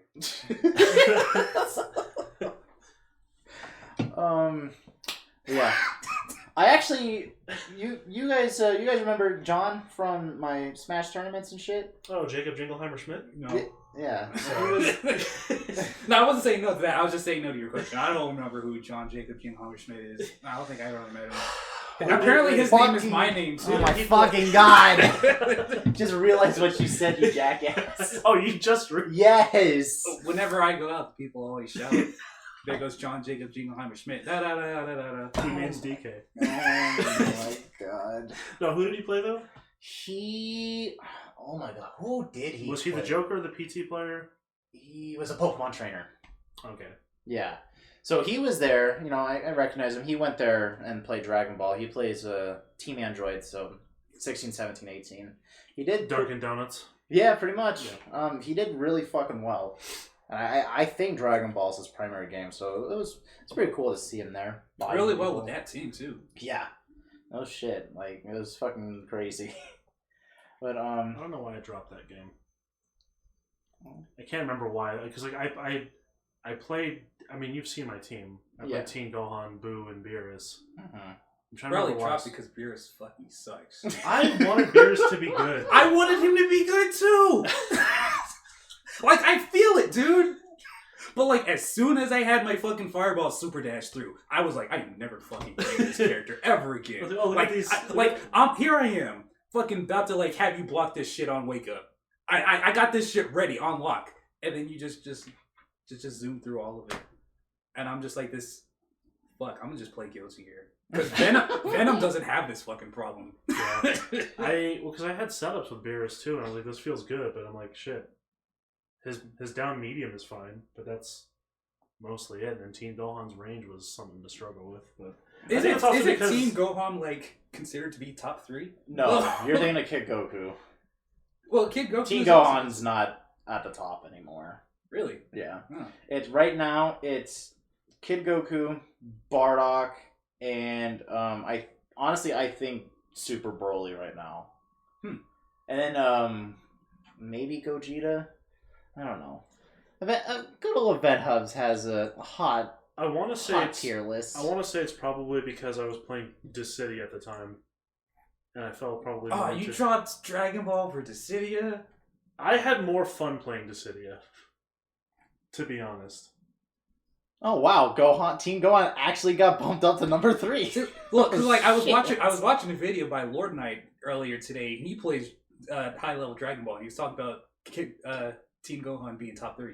I was like, what changes did they make for him that made him top 3? Because when I was playing, he was not considered good because of his range. I'm not so sure to be honest, but I mean, I'm pretty sure these two aren't fucking changing. Bardock and Goku are going to be the best characters. I've heard that Teen Gohan has some pretty dumb shit with like EX legs. I might have to look this up. Maybe I'll just pick Fighters back up again, Brandon. Yeah, sounds good, and I need more people to play it with. Also, shout out to Dissidia if anyone wants to play Dissidia NT on console. I'm gonna plug that game just like I'm still trying to plug Nerve Cerberus because I want to replay that. Charlie, why do you like the not good Final Fantasy spin-offs? What do you mean? Dissidia was the game that I created in my head when I first watched Advent Children, and that's all I needed. Well, look, Dissidia on the PSP were great. Like, I'll fucking fuck somebody up in 012. The thing I didn't like about those games was that they were only on the PSP. Yeah. And I had to work off my ass to even get a remotely viable kit for competitive meta. No, you're right. Like, I hate that shit too. I say it all the time. That game should have had a fighting game mode where, like, everything is just unlocked from the get-go and I could just pick and choose my fucking loadout. That would have been ideal. What don't you like about Dissidia? NT? Because I only hate NT. I like the first two. Well, no, that's what I mean. What don't you like about NT? I don't like the 3-on-3 format. You don't like the team-based? I mean, I do wish we had the option to do one-on-ones, but I kind of like the team-based mechanic because I also come from being a League of Legends player, and I like being able to try to coordinate that. I hate League of Legends. But not to say that like I'm not a team player because like fucking I played Overwatch. You know, you gotta sometimes command Mongoloids to get in the fucking piss mist that I'm trying to shoot at y'all instead of running off and fucking dying and then saying it's my fault. Very salty Moira main. There's a reason why I would somewhat dip to DPS Moira sometimes, but that's neither here nor there. It's mainly the those three are not changing from like that's not happening. Like of fucking course not. Of course not. Yeah. Bro, I wish Nappa was good. Anyway, going back to the NT thing, like it's really just the 3-on-3 format that I don't like, and it's like the 3-on-3 format fucking shits the bed if you're not playing with 2 other people. Like playing that game with fucking AI is the worst, and I hate that shit. Well, I mean, no one really plays fighting games with AI, or at least on a competitive level. Yeah. I did the story mode, and then I went straight into ranked. Got to gold, felt kind of proud of myself, then started realizing the game doesn't have enough players. And then I started fighting bots because it doesn't have enough players. But hey, shoutouts to them for putting in bots in the online mode to keep the community alive. My thing was like, if I was going to get into that game competitively, I need to have a squad. And I was the only person I knew who had that game. I have it, looking for a squad and reasons to play it. Well, I don't have it anymore, and I'm never going to play that game again. Please. My Zidane wants exposure. Look at how they massacred my boy. Sorry, I'm just looking at Goku Black. That's alright, though. My anchor is 6, and my mid is 14, so that's good with me. Goku. Where's fucking Frieza at? He is 24. I guess that's alright, I guess. Yeah. He my team was, when I played Fighters, for a longer time period I did cross tag. Mm-hmm. I played Cell 21 and Frieza. After I fucking dropped Beerus like a rock. Like, I replaced him with Frieza. Well, Cell at the time that you were playing was the best character. Yeah, he was fucking great. And then I was like, wow. And then Bardock came out. like my problem with Dragon Ball and the reason why I ended up dropping it was because I felt like a lot of characters didn't feel like full characters, except for like Cell. It was like Cell's like, this dude just has fucking tools. Mm-hmm. I like this. Yeah. I kind of wish everybody else in the game kind of felt like tools. And like my whole thought process behind fighters and like trying to build like a team in that game is like it's different from Marvel in the sense that like everybody in Marvel is a whole ass character. So you're picking 3 characters to make like this fucking strong ass army of dudes. Yeah. Whereas with fighters, I felt like I'm picking like different types of kits to make one solid character. At least that's how it came off to me. Feel free to disagree. No, I definitely feel it. It took me a hot minute to find my team, but I've always kept Goku Black on my team, like from day one, just because I like the fucking character. I think he's sick. But it took me a while to get Vegeta just to stay in my anchor spot. And I had trouble finding that middle person. Yeah, like, I had trouble finding the middle person too because I knew I wanted to play Cell and I wanted to play 21. Yeah, but I was like, who the fuck else am I going to put on this team? Yeah, like I like Bardock. I just I couldn't fit him in with where I wanted to. I tried Blue Goku, and it's like same thing with Hit. And like but then I just fucking went to regular old Super Saiyan Goku. I'm like, all right, yeah, this is it. This is who I want on my team. Maybe I can switch out Beerus for Adult Gohan or Bardock. You'd be making a very wise decision. Yeah. Because I already played Team Gohan and Kid Buu from the get-go. Bro, if you got Team Gohan and fucking Adult Gohan on the same team, you're basically playing 2 of the same character, except one has longer EX legs. Well, I mean, sort of. And also, he's got unlimited potential, and he's got like his drop down. He's got a whole bunch of really fucking solid stuff that kept him at the top. He's got a bunch of stuff that Toriyama didn't want to give him. Yeah, no shit. Yikes. But yeah, Netcode. And then we got. Oh wait, actually, I don't know if you put this on there. I mean, there's not as much information being given out on this, but while we're on the topic of fighters, oh yeah, fucking Ultra Instinct Goku. I can't believe we talked about Dragon Ball for this long. We didn't even talk about Ultra Instinct shit. Yeah, for real. You saw me watching Dragon Ball Super earlier, and it was the Mastered Ultra Instinct episode. And you know what? I didn't even think to tell you to put that shit on the docket. Oh my god! I put it in the Discord. You did. You did. I fucked up. I completely forgot about that. When are they supposed to be revealing the gameplay for that? That I have no clue. I would honestly assume they'd be showing it right now because it's Evo Japan, and I think Dragon Ball is there as a game. It's not. It's not. Nope. I was very surprised too. Huh. They'll probably show something about it. I actually think I saw something on like oh yeah, here we go. The World Tour Finals for Dragon Ball. I guess that's a good spot to show that. Then. Yeah, they'll probably announce something there for that. 14. Well, I thought they had a date when they said that they were going to be revealing stuff for Ultra Instinct Goku. No, it'll probably reveal it for the Tenkaichi World Tour Finals in pretty much 2 weeks, February 8th to 9th in Paris, France. So look forward to that if you are a Dragon Ball FighterZ fan. Oh no, that's right. Okay, yeah, FighterZ World Tour Finals. I just wanted to double check the date on the post. Yeah. So I'm curious to see how he goes. Is he starting off in Ultra Instinct and then his level 3 goes into Mastered Ultra Instinct, or is he? Well, his portrait was silver hair. Okay. So I don't know if they would go into Ultra Instinct Omen at all. I think it's just going to be fully Mastered Ultra Instinct. Okay. Well, curious to see where that goes with that. I already know one of his supers. It might be his level 3. Who knows? He's probably gonna have that fucking upside down Kamehameha shit that he did on Kefla. Oh, that'd be fucking. Well, that was still an Omen though. Yeah, well, that doesn't mean that they can't give it to Mastered. I mean, he wasn't really upside down. He was jumping and shit. Yeah.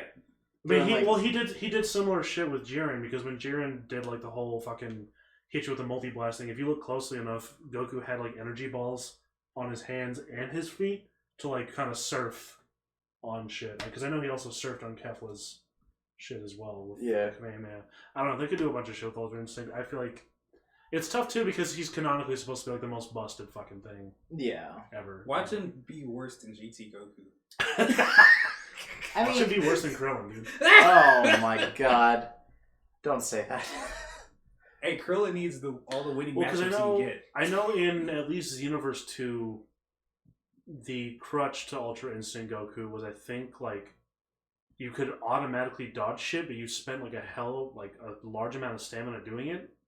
Like if you just held down a button or some shit, like he would automatically dodge hits, but you spent stamina every time you did it. Interesting. And I think he had a lower health pool than some of the characters, so you might be like. You think they might bring that over to fighters and just have him like spend bar to automatically dodge shit? Maybe he's got to have a mechanic where he automatically dodges shit because that's maybe something similar to Frieza, where he goes mastered. You know how like Frieza goes Golden Frieza, but instead, or maybe even. You're on the timer like Golden Frieza is, and then like you just fucking down for the count for like a second, and you have a chance to punish him off of that. So you're gonna give him a dragon install punishment? I'm still leaning towards. Yeah, that's what happens with Frieza. Well, yeah, but that's fair. Yeah, but I'm still leaning towards just assuming by the fact that the portrait that he's revealed in is silver hair. I don't think Ultra Instinct Omen, which is the form that he's in when his hair is still black. It's not like true Ultra Instinct. It's just, hey, Ultra Instinct's kind of Lumen type of form. I feel like it's probably just going to be silver hair from the start. It would be interesting if they had like an install where he was Omen and then he goes into silver hair, but judging off of the key art, I think he's probably just going to start off in silver hair. Because like they wouldn't just have him in the key art with silver hair already if that wasn't the case. Because Golden Frieza isn't his key art, it's just Frieza. And like, doesn't GT Goku also hit Super Saiyan 4? That's his level. Like his level 3? Just his level 3, that's it. So then and that's only if he has a teammate down. If all of his teammates are up and he does a level 3, he just does a normal Dragon Punch, or Dragon Fist or whatever, then he does a Kamehameha coming down. And his level 1 has the same kind of mechanic. Like, if all of his teammates are alive, he'll do just a regular Super Saiyan 1 Kamehameha. If one of his teammates is down, or both, and he's the last one, he'll do a Super Saiyan 3 Kamehameha. So, like, when there's a full team, GT Goku will have less damage, but when he has more teammates down, his level 1 and level 3 will do more damage. Yeah. That's why that's why a lot of people run GT Goku as like their anchor or their middle and not their starter. I wonder if he's going to have a tinier health pool. Like maybe he's like similar to like Akuma where he'll have like crazy damage or whatever, and then just. He would probably be the only character in Dragon Ball who has a different amount of HP. I don't. Everybody in Dragon Ball has 10k health, which is also another reason why I fucking dropped that game, because I hated the fact that Nappa's big ass, giant ass fucking hitbox ass had the same health as fucking Krillin, who's harder to hit. That shit made me mad as fuck. I wonder if they have like health pools and shit on here. And like, yeah, one of my characters on my team is a tall character, so yeah, I fucking hated that shit. Why is everybody's health in that game the fucking same? That doesn't make any sense. I don't know. Let's see. Oh, there's an actual fucking. Let's see. Yeah. Every character has 10k health. Stupid. Yeah. It's like just from the character size differences alone, you need to fucking alter the health values. Bigger characters have more health. Smaller characters don't. Yeah. It's simple. Simple facts. Every fighting game works like that. Except for like technically Guilty Gear, but Guilty Gear has another mechanic in it that like makes that work. Yeah. Shout outs to defense values, which that shit. I really wish they had a better way to explain how that stuff works for new people. Mm-hmm. Hopefully, Strive does that. Yeah. Or just give everybody like the fucking regular health like every other fighting game on the planet. So, and actually staying on the topic of Guilty Gear, last week at Frosty Faustings, we saw a gameplay reveal trailer for Faust. Yo, homie's fucking dying. That man, no, he looks creepy as fuck in this game. I know I didn't express much excitement for Faust because I kind of don't care about playing him all that much, but like, I'm concerned about his well-being. Like, what happened between Xrd and this game that made him like that? For real. Like, he... Coronavirus. Bro, he has a move where, like, he eats people now, so he's Yeah, giving it's like- everybody coronavirus. Yeah, like, he, like, puts them up in this fucking... the bag on his head and shit. And then he gives people afros. Hell yeah. Oh my god. Why? What is that? Does that move give them the afros or like? I think what? it's like a debuff or some shit. They didn't show it in the trailer. They just showed everybody having afros, and, like, everybody's like, what? How? What happened? Well, like, what do you do to make them have the afro? And it's not Yeah. like a regular size afro. It is comically oversized. Yo, it's like fucking like Eddie Griffin size afro. Dude. It's the same size as their fucking body. Like, it's pretty wild. And a whole bunch of people, like, after seeing this afro thing, let's just say Millie Mains are kind of on suicide watch right now. Because her whole thing is using her hair to fight. And if they're going to have this afro mechanic in there, how is Melia gonna work? yeah. It's like, is she just going to have, like, her hair appendages kind of, like, stick out the afro still? Yeah, that's definitely. I'm curious. Yeah, it's like, what is she going to do? That being said, bruh, Amelia doesn't come back, thank God. That's Fuck gonna that be. character. It's gonna feel weird not having Guilty Gear with Milia. Yeah, like, Yeah, she was there since day one. Like, I feel it. It's like having Street Fighter without Guile, but like they did that, and that was a good game. It's called Street Fighter 3 Third Strike. But didn't that one have Charlie Nash? No, Oh, so there was like no. Okay. the closest you had was like Remy, but like Remy was not a good Guile or Nash replacement Oh, okay. because he was worse than both of them. Interesting. So, still don't have a date for Guilty Gear Strive yet, unfortunately. They did announce at the end of the Faust trailer. So first off, they didn't announce any new characters at the end of that trailer, which Nani. I Maybe they had like a playable demo or something at Evo Japan, so maybe like I don't know, at the end of like cross tag finals or something. We still don't know. No, about because they said that IV. the next trailers aren't coming out till like March 22nd and 23rd at it's at 2 tournaments, and their names are escaping me right now. I don't know if you want to pull up the trailer to help jog my memory and just skip to the end. But like both of these tournaments happen on March 22nd and March 23rd, and that's when we're getting new trailers. Trailer with an S. So I think they're going to be showing off more than one. We still don't know Oh, anything man. about fucking IV. I'm calling him IV for now. I'm calling Oh, him Ivan yeah. with the IV capitalized. You got to say the whole thing like a Tribe Called Quest. Oh, it's But it's like, why did they not show him at the end of the trailer? He's been there since the game was announced.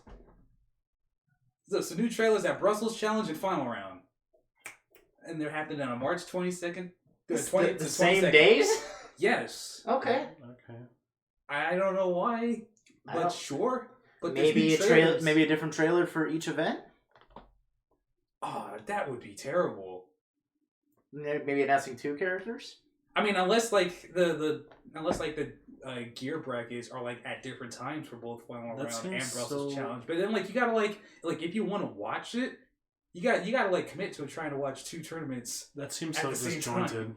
Yeah, it's a little concerning. I feel like they're probably going to show the same trailers at both of them. But like, why? Well, I mean, it Why doesn't. have It it in doesn't this say. roundabout setup? It doesn't say new trailer. It just says new trailers. Yeah, So, I know. I said trailers. No, well, yeah. So it's like I think it would be weird if they showed a different trailer at both other tournaments because like It's fucking- you gotta think of like the people who are going there live too. Like Yeah. the people at one tournament isn't going to see the trailer that the other tournament is showing. So we would probably be asleep around that time because it's basically 1 in the morning over there right now. So they are. Oh, we're not. I don't think we're worried about Brussels. Well, I mean, I'm much. talking It's about for, it's like, it's I'm gonna talking be- about for like people who want to like get up and Oh, watch yeah. that trailer. I don't think people here. Are... Like we'll be up for final round. Oh yeah, of course. But yeah, and that. But that, yeah. definitely curious to see if they announce two completely different characters for the tournaments. That'd be interesting, or maybe even a release date for one of them. Yeah, like maybe a trailer would be the release date, and another trailer would be like, "Here's a character." Yeah, but I guess we will find out on March 22nd because they probably will have top 8 for Guilty Gear on Sunday. Probably. But sticking with Strive, there has been a lot of discourse in the GG community with all the changes that they are making to Strive. It seems like with every new time that this game is playable somewhere, there's always some shit. There's always something that gets added to the pot that makes people really mad at where this game is going. I think this particular one isn't necessarily too bad, but yeah, let's talk about it. Yeah, so new Guilty Gear Strive gameplay sees that they are changing the speed of the air dashes to be slower and replaces the instant air dash with a new technique. So that title is a little misleading because it's not the speed of the air dashes that's slow. It's the fact that the air dashes have startup. Oh, okay. So that's why It's really weird. It's not like instant air dash. It's not like in the older games where like you jump and then you double tap forward and your character just fucking zooms. It works closer to how if you do assault in the air in Eunice, or like the character kind of hangs there for a little bit before they dash. Oh, okay. Like it doesn't have the Eunice trajectory of being in an arc. It still goes straight like a regular anime air dash. Mm-hmm. But like the character, like you see that that air hike glyph right there. Okay. Characters in Guilty Gear are doing fucking air hike and Dante's air dash with the fucking magic glyphs is dumb. But like as soon as I saw that shit, I was like, "Yo, what the fuck?" That's gonna be weird to adjust to. It doesn't only show up on air dashes because I saw Chip do his DP in the air because he could do his DP in the air in every Guilty Gear game, and like the glyph appeared beneath his feet. Okay. Yeah, so there's startup on the air dash. It's basically Skystar. Yeah, it's Skystar. Huh. Notice how the back air dash doesn't have it though. It's only on the forward ones that do. As someone who used the instant air dash in Milia's combos, that's going to be really weird. Well, Milia is probably not going to be in the game. I still call bullshit. Yeah, but is it blazing? Oh my Not God. yet. Not yet. By the way, they put that fucking song on Spotify, and I immediately added that shit to my playlist. Yeah. So, what some people aren't picking up on how this new air dash works is, unlike the classic air dash from older Guilty Gear games, when you hit this air dash, you can like press a button as soon as you fucking do it, and the move just instantly comes out. Whereas in the older games, if you press the button when you're doing your air dash, it doesn't come out as soon as the air dash starts. Like the character has to travel a set distance before the button that you press comes out. Whereas in this game, it comes out as soon as the character jumps off of the glyph. Okay. Interesting. And I think that's where it's one of those things where it's like, hey, this right here in and of itself isn't particularly that bad. Because like it's doing something different with the mechanic. It's not like just straight up neutering it. Because like now you got to readjust yourself to like these new timings with air dash normals coming at you. Like the startup sucks. I get it. That's fine. But like, guess what? You could just fucking press a button and cover your approach still anyway. Yeah. It's not like you gotta wait before you press a button and then your air dash gets stuff, making it completely useless. Yeah. But I do understand the concern of people just being all like, well, damn, people are just going to be ready for my air dash because they see me hanging there in the air for a little bit. But like, you just not press a button, you can just block. But it also just feels like they're slowing down the entire pace of the game. Yeah, it definitely does seem like that to be more of like a slower, I guess, not like Sam Show slow, but maybe, I don't know, maybe like a Mortal Kombat kind of slow in a way. The game doesn't look Mortal Kombat slow, at least not to me. I don't know. It's very you can string a lot of combos in MK, but it's definitely a slower paced fighting game. In my opinion, anyway. Yeah. Yeah, more it's combat like is a little bit. slow-paced It's game. yeah. Like you're absolutely right. Well, no, about it's a that. little. To me, it's a little bit above the pace of Street Fighter. Yeah. Injustice Okay. and MK, I would say like the pace of it is just a little above Street Fighter. Okay. Because Street Fighter, Oh, I've which always, Street Fighter are you talking about? Because like, well, Alpha's modern, fast as fuck. modern Street Fighter, like 4 or 5, okay, that type of pace, because that's kind of like more like. I mean, obviously, this was before Sam Show got into the picture. I always viewed Street Fighter as kind of like more like the chess of fighting games. it's really just like Super Turbo and 4 and 5 that are like that. Because like No. Alpha's pretty quick. Third Strike's also not that slow either. Well, I haven't played a lot of the retro Street Fighter, so that's kind of why I always had that viewpoint. That's fair. But Sam Show is definitely the slowest paced of them all. Oh, Oh, Sam Show absolutely. is historically the slow fighting game. Yeah. Yeah, like I played Sam Show with Ian one time. I'm like, this is too slow for me. I don't like it. I like the faster paced fighting games, like the dash tag games. That's why I like Cross Tag and Dragon Ball and all that shit. But yeah, I mean, I think the Guilty Gear community is a little like going a little overboard with some shit that's going on with all the different mechanics to strive. I think people need to wait till the game actually comes out. Yeah, Yeah. I agree. Yeah, exactly. It's like I've mentioned this on like a couple of episodes ago, but this is the first Guilty Gear game that's actually like shaking up the whole thing as a whole. Yeah. Like Guilty Gear didn't go through the whole shit like with Street Fighter, where like every sub-series of Street Fighter is different from the last one. Shit, Mhm. all 3 Alpha games are not the same type of Street Fighter. They're all completely different games, and that's the same sub-series. Mm-hmm. Because the first Street Fighter Alpha has chain combos. The second Street Fighter Alpha threw chain combos away and locked it behind a metered mechanic in the custom combo system. And Street Fighter Alpha 3 is just fucking weird.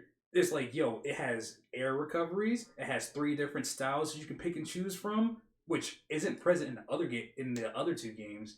And it's like, bro, all 3 of these games are not similar to one another at all, except for the fact that they all have Ryu in it. So like, like I said it earlier in the podcast, Guilty Gear's been like the same fucking game fundamentally for over 20 years, and this is the very first time that Guilty Gear is changing itself fundamentally. Yeah. It's like people can like prefer Accent Core plus R over Exerd all they want, but like at their core, both of those games are more similar with one another versus how Stripe is looking versus those 2 games combined.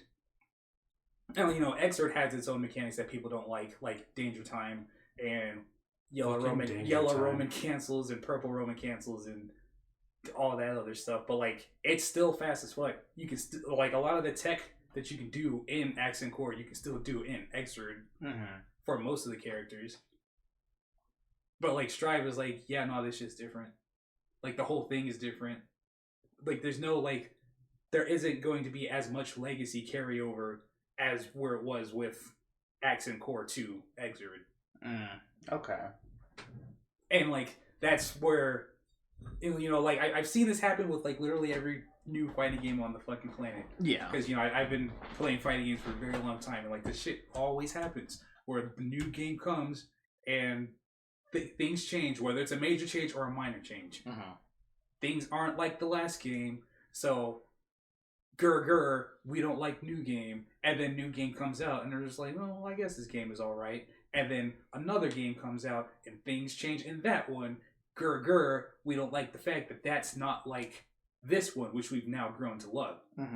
Like fucking seen it firsthand with Street Fighter. Because people didn't like Street Fighter 4 because it wasn't Third Strike. And now 5 is a completely different game from 4, and people are singing 4's praises to the high heavens and being all like, yeah, Street Fighter 5 sucks. And I'm pretty sure we're going to see the same shit for Street Fighter 6 whenever that comes around. Yeah, And probably. like this is the first time that the Guilty Gear community has to deal with that shit. So Street Fighter guys are sitting there with the noose around their neck saying first time. Because for Street Fighter, it's been like every fucking game. Yeah. There's a reason why people prefer particular Street Fighters over one another. Like, I tell people all the time, I like Third Strike, I like Alpha 2, and I like 5. But, like, I don't want to play Super Turbo, and I damn sure don't want to play 4. I think Isaiah's like the other... Not really the other way. He hates 5, but he loves 4. Yeah, he's allowed to have that opinion. I'm not going to say it's a bad one, because, like, I understand why people like 4. Mm-hmm. I just don't like 4. It's mostly due with, like, links, like one-frame links. Fuck those. It puts an unnecessary barrier for execution to do combos. Uh-huh. And I don't think combos need to necessarily be, like, an exclusive club for people. There's people who, like, hate trying to simplify executing combos, which, that's stupid. Why would you be against that? Mm-hmm. Like it makes it easier for newer people to jump in and to quickly catch up. There's a fine balance there. I feel like, because it's not like, I feel like you should be careful with implementing features like automatic mode or auto combos. Yeah, it's like that. That's where I draw the line. Like Street Fighter V's 3-frame link buffer versus Street Fighter 4's 1-frame link buffer. That, in my opinion, is a good change. I like that. But like, if we're going from like regular chain gat links from BlazBlue to auto combos like cross tag, that's where I have a problem.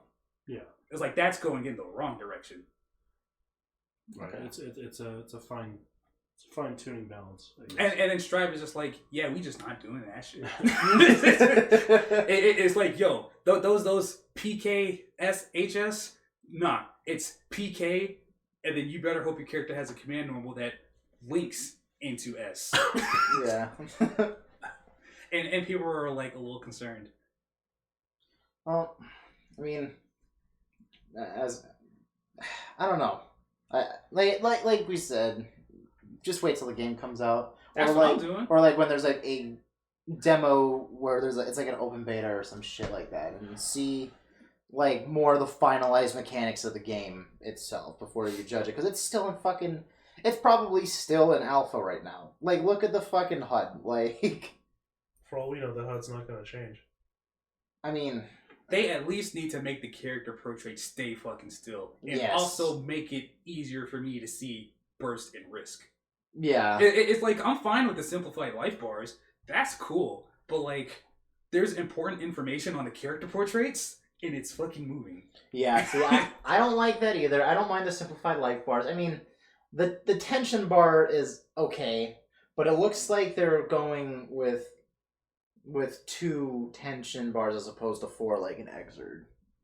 Well, yeah, that's probably because there probably isn't anything that's going to cost 25 tension. So they probably don't need to section it off into 4. It's like the only reason why Exerds is sectioned off into 4 and why previous Guilty Gears was sectioned off into 4 is because they had mechanics that would use 25 bar. And Strive looks like it's probably just going to have stuff that use 50, like Red Roman Cantles and Supers. Which, like, that's fine. And then don't get me started on a Street Fighter and its bars and segments and shit. Because, Street Fighter's been doing that shit for a while, too. Well, MK's been getting on that train, which I feel like that was a long time coming, but that's a whole separate... Yeah, separating the bars and shit, like from offense and defense, yeah. That was definitely a change that needed to be made. Well, I mean, it also just like helps... offense and defense, like there's 2 bars for those separate things, because I only asked this because there's a fighting game that already did that before. Yeah, so you know, in MKX and even Injustice, you had breakaways and shit, and it cost 2 bars off your meter. In MK11, they split that off. So like breakaways and like get up, are get ups a part of defense or are they part of offense? I think rolls are defense and wake up attacks are offense. Okay. Like I think if you do like a wake up attack, you spend 1 bar of defense and 1 bar of offense. Okay. So yeah. Or something like that. And then they separated the bars like that. If you do a breakaway though, it takes a while to get your defensive meter back. I think also the only reason why I like that was because I think one thing holding Street Fighter over MK competitively for a long time was you still had those hype moments because Street Fighter managed to separate their meters. and you had the bar for utility, but you also had the I'm gonna fuck you up with this one move combo type shit. Yeah. And now Mortal Kombat has that with the Fatal Blow, and now you can have more of those hype moments where before most of the competitive players were only spending meter on breakaways, enhanced moves, and whatnot. Very rarely would you see an X-ray. In like older Mortal Kombat, which that's why I wanted this change, was because this needs more cinematic hype and more like better moments. That kind of sounds like with Street Fighter 4 and how like you had like the super gauge and you had the ultra gauge, but like if you had a max super gauge you can still do a super combo, which has been invalidated because spending that bar on EX moves is a much better resource investment. So it kind of made it feel like, why do we even have super combos in the first place? Everybody's gonna be spending that bar on EX moves, and then you have the ultras for the big hype super moves that'll like take off a chunk of bar, and that's gonna be your combo ender and stuff like that. So with Street Fighter 5, they just like took both those things and like fucking combined them, because there's like pros and cons using both of them. So like both the critical arts and the EX moves are both useful, as opposed to where like how Street Fighter 4 handled it, where like one of these resource moves sucks straight up, and you will almost never see it. Yeah, it sounds like a similar case, but at least they still have the Ultra to offset. Because if they didn't have the Ultra, that's kind of the ordeal that Injustice and Mortal Kombat ran into, where you'd be better off spending your meter for combo breaking and enhancing shit rather than just trying to go for a full super. So, which makes me excited for Injustice 3 potentially, given the changes that they made to Mortal Kombat 11. So, but that'll be curious. Definitely curious to see how that goes. But that's all. That's all I have anyway for topics and shit for this week. Jalen, I know you wanted to talk about Raid Shadow Legends. No, but you mentioned something earlier about the interview with the BlazBlue director. Yeah, that interview was a waste of time. That's it. There's only really one thing that you could take away, and it's like, whenever they decide to get around to mainline BlazBlue, it's going to be a different game. Which, judging from how Strive is looking, I would kind of expect that. I'm not expecting new BlazBlue to be like classic BlazBlue. I can see that. Thank you for telling me that the sky is blue. Okay, so if a new BlazBlue game comes out and they do make, a lot of the changes that Strive is making, if you had to choose one mechanic from Central Fiction that you would want to come back, what would it be? Active flow. 100%. I would just hope that they keep Overdrive and Burst on the same meter, because I think that's pretty cool. Like, I like having that thing I gotta think about, where it's like, do I want to Burst or do I want to use Overdrive? Okay. I think that's like a pretty fun dynamic right there. I don't necessarily care too much for active flow nearly as much, because I'm of the opinion that if somebody's winning, they don't need to be rewarded more.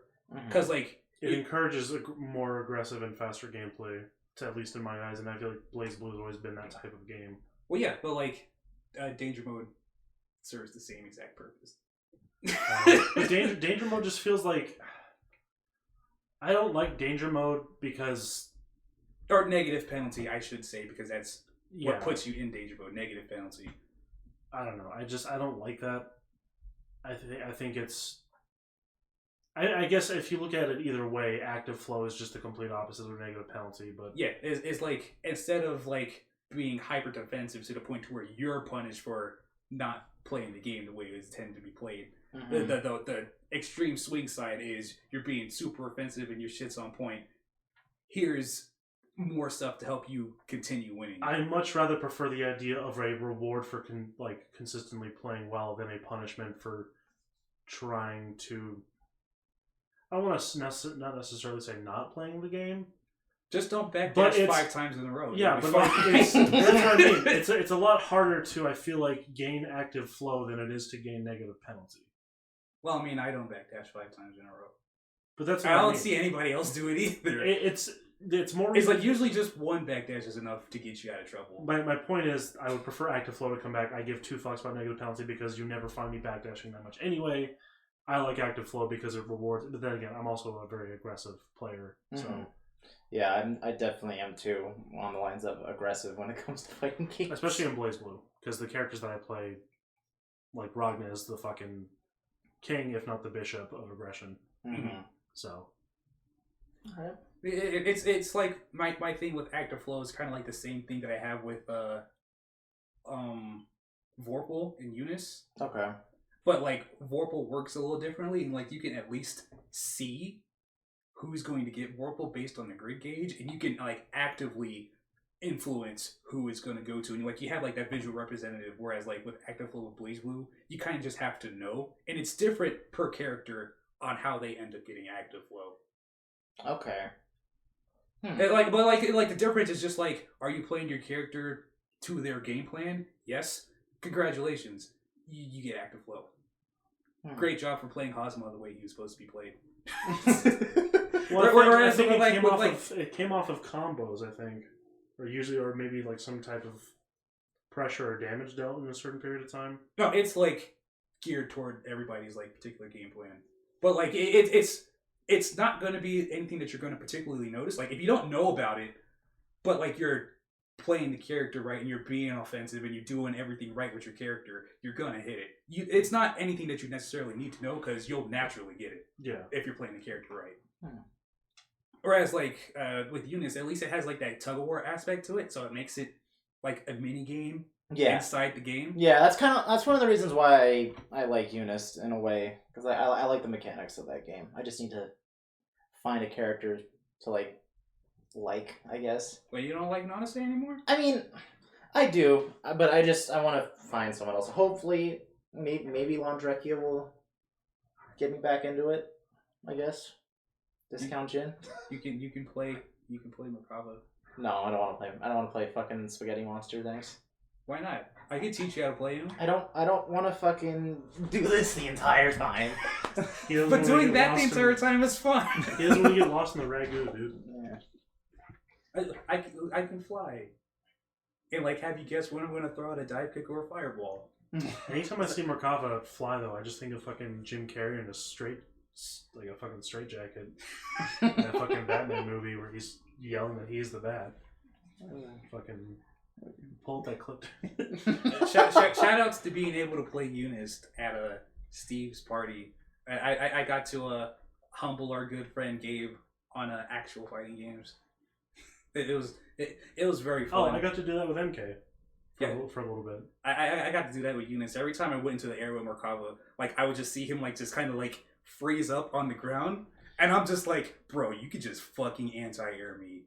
I didn't like, even like. Also, I was too far gone to even know that Eunice was even happening at that point. Yeah, I think we were playing beer pong. I think that's why I didn't know. Like, I saw my PS4 was set up and all that, but I didn't know that you guys were playing like Eunice and shit.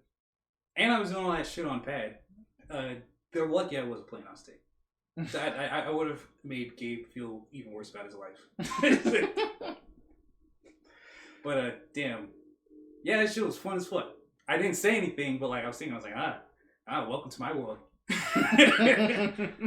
You can only beat me in Smash, but as soon as there's no platforms, you fucked. It's my city now. You have no power here. Man, they're just fucking jailing. Unlimited power! Dude, me and fucking Zambrano were just like quoting Revenge of the Sith for some odd reason yesterday. Like, I don't know why. Like, because that movie has like the most meme material lines. A Sith like, Lord? That entire fucking movie is a meme, dude. No, Attack of the Clones is the meme. Revenge of the Sith Revenge of the Sith has like a lot of good stuff in it too. Like not good stuff movie wise, but like good stuff meme wise. Oh yeah. Especially the high ground and low ground, dude. Yeah.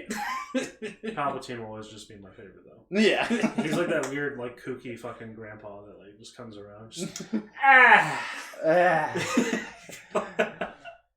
can't. Is strong with this one. Man, that guy steals the scene. And like every time he shows up, he showed up in the last movie, and I was like, oh my fucking god. Yeah, I still have not seen Rise of Skywalker or The Last Jedi, but I don't plan on seeing The Last Jedi, so that's all fine. Why not? That movie was fucking ball cheese. I mean, you can't call a movie ball cheese if you haven't really. I can call it ball cheese because I've seen it. Yes, yeah. There are elements of Last Jedi that I liked. They made bold choices. I don't have as much problems with Last Jedi individually. I have problems with it given the fact that they seem to be struggling with 2 different directors for a trilogy that should have been 1 director. I agree. Yeah, like that's the main problem. Yeah. But yeah, Because I tell people all the time, should have just been one fucking dude the entire way through. Yeah. But yeah. Shout out to J.J. Abrams. Anyway, that's all we have for this episode. You got more? I mean, we're on YouTube. We've been on YouTube for like the past couple of episodes. We haven't ended a single episode with saying like, comment, subscribe. Hit the bell icon so when you're notified when new episodes come up. We're not normal YouTubers here. I forgot we even put stuff on YouTube. Yeah, we can't put it on SoundCloud anymore because of fucking it's like an hour or so limit if you don't have a SoundCloud Pro account.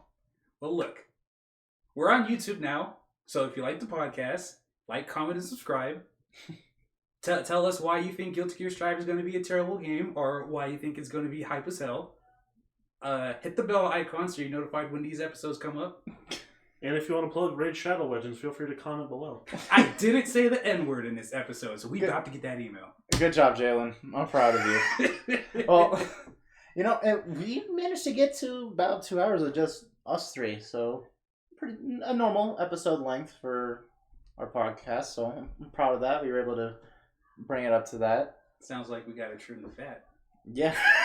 Yikes. No, I'm kidding. I want all 6 of us to be here. I love everybody. I love everyone. Yeah, everybody brings like a different, unique perspective.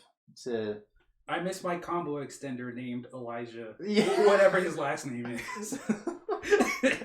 Yeah. Kakashi. Yeah, Elijah Kakashi. Yeah. Shout outs to my my Roman cancel to extend the length of the podcast. Well, we hope you enjoy this episode, guys. We will see you guys next time.